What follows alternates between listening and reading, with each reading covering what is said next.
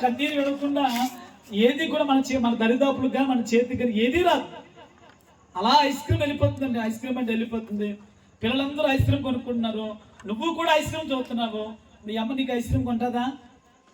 శైలజ కొంటుందా? మీ అమ్మ కొందో. కొనాలంటే నువ్వేం చేయాలి? చెప్పాలి.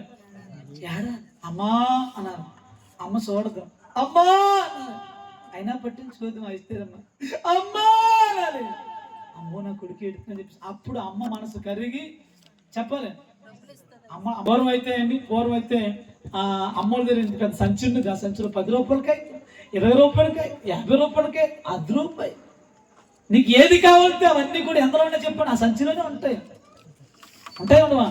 పూర్వం ఉంటాయి అమ్మోళ్ళ దగ్గర ఉంది. ఇప్పుడు ఆ సంచులు లేవు. కానీ ఆ సంచిలో నీకు ఎంత కావాలంటే అంత నేను అంటాను. పరలోకపు తండ్రి దగ్గర కూడా అలాంటి ధననిదే ఉంది. నీకు ఏది కావాలంటే నా దేవుడు నీకు ఇవ్వడానికి సిద్ధంగా ఉన్నాడు. కొట్టి చెప్పండి గట్టిగా హల్లెలూయా, హల్లెలూయా.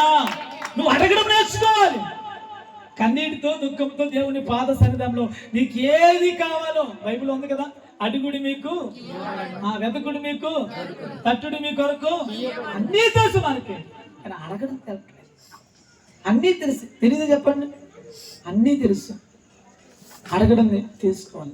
కొంతమంది అమ్మోళ్ళు ఉంటారు, నువ్వు ఎంత ఏడు నేను కొన్నా, నువ్వు ఎంత ఏడు అబ్బే నేను కొన్నా.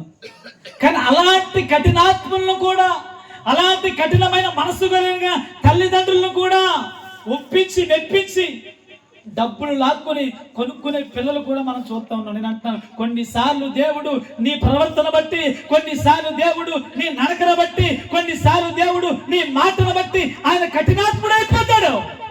అలా కఠినాత్ముడు అయిపోయినప్పుడు నేను అంటాను, నువ్వు ఎలా ఏడవాలో, ఎలా దొరలాలో, ఎలా కన్నీరు విడవాలో నువ్వు నేర్చుకోగలిగితే నా దేవుడు ఖచ్చితంగా నువ్వు కోరుకుని నీ చేతికి అప్పగిస్తా. కొట్టి చెప్పండి గట్టిగా హల్లెలూయా.